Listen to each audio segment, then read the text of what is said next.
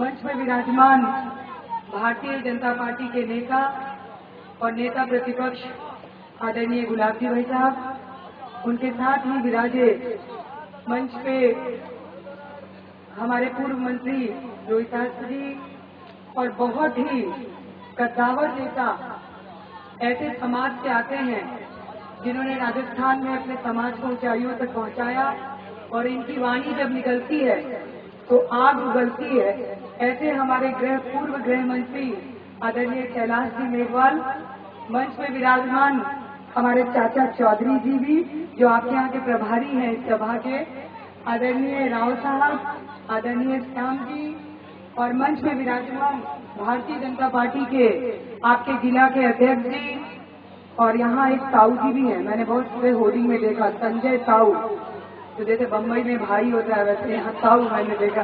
ऐसे हमारे संजय ताऊ जी मंच संचालन कर रहे हैं। हमारे शर्मा जी, क्या नाम है महामंत्री जी, मैं भूल जाती हूँ, हर्षवर्धन जी, और सारे विराजमान मंच में हमारे नेतागण और यहाँ उपस्थित इस खानपुर की कोने कोने से पधारी हुई जनता, बुजुर्ग, जवान, महिलाएं थोड़ी कम हैं। इस मंच से सबसे पहले मैं भारतीय जनता पार्टी की तरफ से आप सब लोगों का बहुत बहुत अभिनंदन और स्वागत करती हूँ। बहुत अच्छे लग रहे हैं आप सब लोग ये टोपी लगा के, सबके माथे पे कमल खिला हुआ है और ऐसा लग रहा है कि अब 4 और 5 महीने की देरी नहीं है।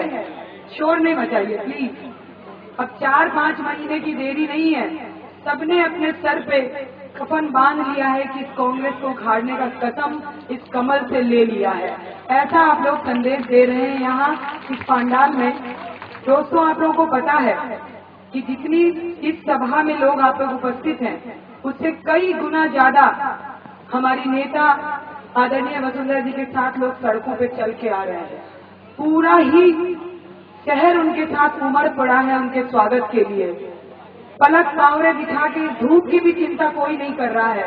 सब लोग उनके काफिले में आ रहे हैं। माहौल ऐसा हो गया है कि हर जगह केसरिया केसरिया और वसुंधरा जी ही दिख रही हैं। वसुंधरा राजे जिंदाबाद।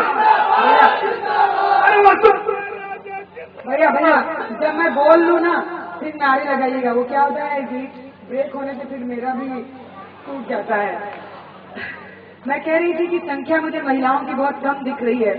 तो दोस्तों, आप सब बुजुर्ग लोग भी हो, मैं बताना चाहूंगी कि महिलाओं की संख्या राजस्थान में सभाओं में क्यों कम हो गई है। क्योंकि राजस्थान में जिस सरकार का राज है और जिस पार्टी का राज है उसका नाम कांग्रेस है, और इस कांग्रेस महिलाओं से कैसा संबंध रखती है ये आप लोगों को अच्छी तरह से मालूम है। मुझे मालूम है कि खानपुर के लोग अपने परिवार से बहुत प्यार करते हैं, अपनी महिलाओं की बहुत इज्जत भी करते हैं। इसीलिए महिलाओं को घर से बाहर नहीं निकाल रहे हैं, क्योंकि उनको मालूम है कि कांग्रेस के गुंडे बहुत सड़क पे घूम रहे हैं। कई तो राजस्थान के सदन में बैठे हैं कांग्रेस के ऐसे गुंडे, और कई दिल्ली में बैठे हैं। राजस्थान से लेकर हिंदुस्तान तक ये कांग्रेस रूपी गुंडे सड़कों पे उतर आए हैं, जिसके कारण हमारी माताएं बहनें अब घर से निकलना बंद कर दी है। एक समय वो याद दिलाना चाहूंगी जब राजस्थान में वसुंधरा जी का राज था, किस तरह सड़कों पे महिलाएं निकली थी, किस तरह घर के दरवाजे टूट के महिलाएं दफ्तरों तक पहुंच गई थी। चाहे स्कूल की टीचर बन गई हो, चाहे नर्स बन गई हो, चाहे डॉक्टर बन गई हो, चाहे महिला कांस्टेबल बन गई हो, सब में एक नई जोश आ गई थी। और आप सब यहाँ बैठे हैं, बुजुर्ग लोग, जवान लोग, आपको मालूम है कि आपके घर की बहनों की कितनी नौकरियां वसुंधरा जी ने दी थी। मैं गलत कह रही हूँ क्या? नौकरियां मिली थी ना वसुंधरा जी के समय? मिली थी ना? मेरी बात तो समझ रहे हैं आप लोग। और आज हालत ये है, मैं एक घटना याद दिलाना चाहूंगी आप लोगों को कि राजस्थान में जब ईश्वर की मार पड़ती थी और हमारी बहन या कोई बेटी विधवा हो जाती थी तो वसुंधरा जी के राज में से रोने की जरूरत नहीं होती है। आप जानते हो कि एक विधवा महिला की क्या हालत हो जाती है। जब उसका पति संसार से चला जाता है तो उसका साथ देने वाला भी कोई नहीं होता है। परिवार के लोग भी उससे मुंह मोड़ने लगते हैं और वो अपनी दुनिया में अकेली पड़ जाती है। पर वसुंधरा जी के राज में उसको रोने की जरूरत नहीं पड़ी और वसुंधरा जी ने सोचा कि ऐसी विधवा महिलाओं के लिए मैं कुछ क्यों नहीं करूं, क्योंकि वो भी एक महिला है और महिला के दर्द को वो जानती हैं। इसीलिए हजारों विधवा महिलाओं को उन्होंने नौकरी दी, हजारों परित्यक्ता महिलाओं को नौकरी दी। और आज राजस्थान की हालत है कि दुर्भाग्य से कोई महिला विधवा हो जाती है तो वो जब राजस्थान की राजधानी दिल्ली पहुंचती है और मुख्यमंत्री से बोलती है कि हे मेरे मुख्यमंत्री, आप हमारे भाई हो, क्योंकि आप राजस्थान के मुख्यमंत्री हो, आप हमारे भाई हो, तो इस विधवा बहन की रक्षा करो और हमें नौकरी दो। तो आपको जानकारी देते हुए मुझे दुख होता है कि उस महिला पे लाठी चार्ज होती है और धक्का देकर उसको बाहर कर दिया जाता है। नौकरी की तो दूर बात, दो प्यार के बोल भी हमारे मुख्यमंत्री और मंत्री नहीं बोलते हैं। ऐसी निकम्मी सरकार इस राजस्थान की गद्दी पे बैठी हुई है। और दोस्तों, समय आ गया है, ये अब हाथ पे हाथ धर के बैठने की जरूरत नहीं है और हाथ को मजबूत करने की भी जरूरत नहीं है। अब मजबूत करने की जरूरत है अपने कंधों को, क्योंकि कंधा मजबूत रहेगा तो कभी कोई आपको गिरा नहीं सकता है।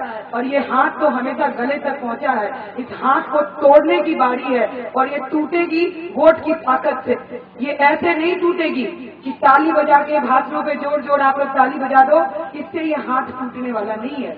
ये हाथ टूटेगा जब आपकी वोट की ताकत कांग्रेस को उखाड़ेगी और कमल पे दबेगी, तभी ये हाथ की ताकत उखड़ेगी।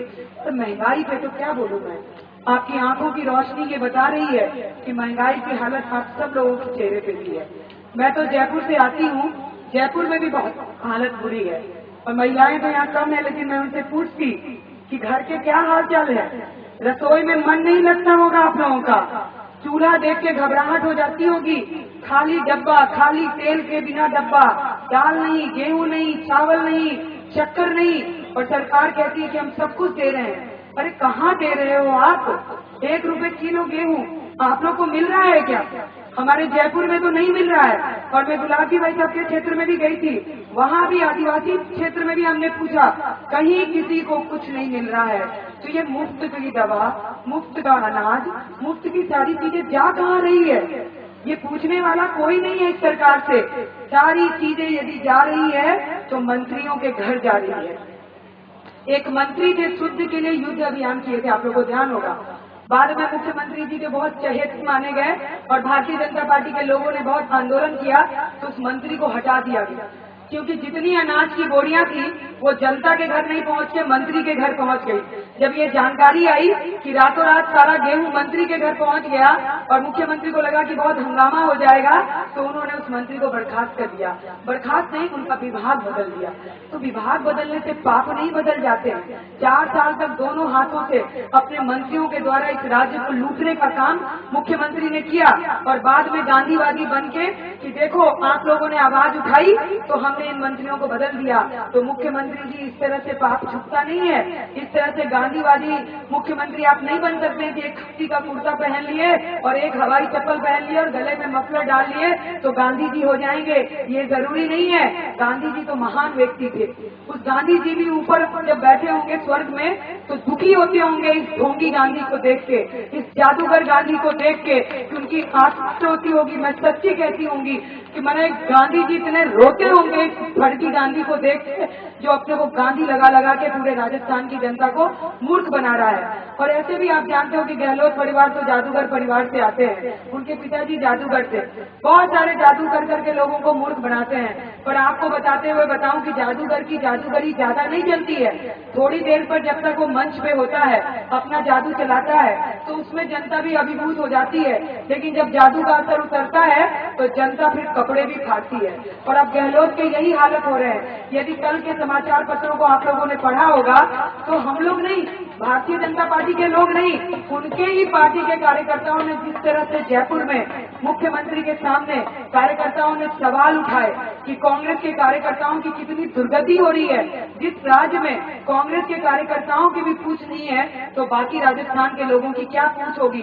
मंत्री पे जोरदार आरोप लगे, मुख्यमंत्री पे जोरदार आरोप लगे, और तो और जो आपके कांग्रेस के अध्यक्ष हैं, नाम सुना होगा आपने, मैं नाम नहीं लेना चाहती हूँ क्योंकि नाम लेने से बहुत कद भी बढ़ जाता है, मैंने सुना है। तो राजस्थान में जो कांग्रेस के अध्यक्ष हैं, हम लोग पे कई उंगलियां उठाते हैं वो कि भाजपा ऐसी भाजपा वैसी, लेकिन आप लोग के माध्यम से मैं पूछना चाहती हूँ कि आप लोग उनसे कभी पूछिए तो सही कि आपके जो पीसीसी चीफ है माननीय, उन्होंने ब्रजेश शर्मा की हत्या करके हत्यारा बन के जेल में सजा काट के आए।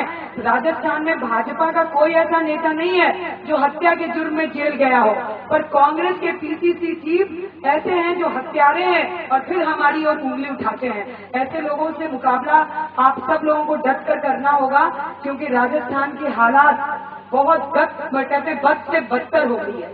और दिल्ली में आप लोगों ने सुना होगा एक 5 वर्ष की महिला के साथ क्या हाल हुआ। और अभी 3 जी जिक्र कर रही थी कि ये राजस्थान को भंवरी के नाम से जानने लगे हैं।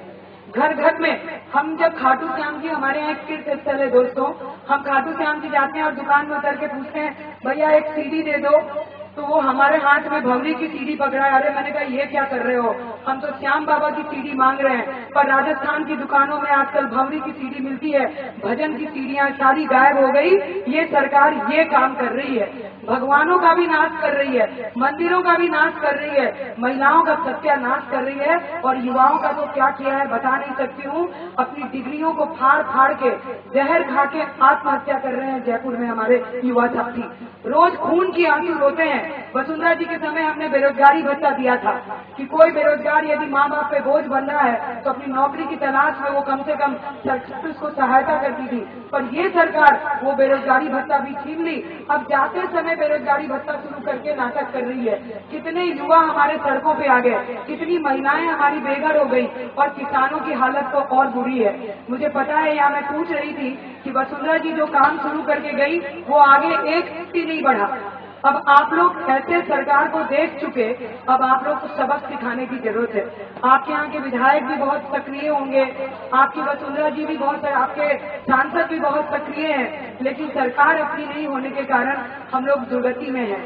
आप सब लोगों से निवेदन यही है कि अब बारी है, इस जोर से कमल पे बटन दबा के भारतीय जनता पार्टी को विजयी बनाएंगे।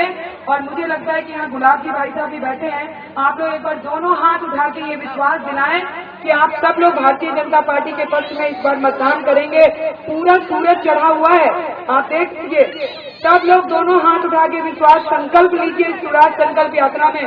भाई टोपी वाले, हेलो हेलो भैया, हाथ तो उठाओ, कमल को वोट तो दोगे? तो एक बार जोर से जय जय राजस्थान, जय जय राजस्थान। बहुत बहुत धन्यवाद।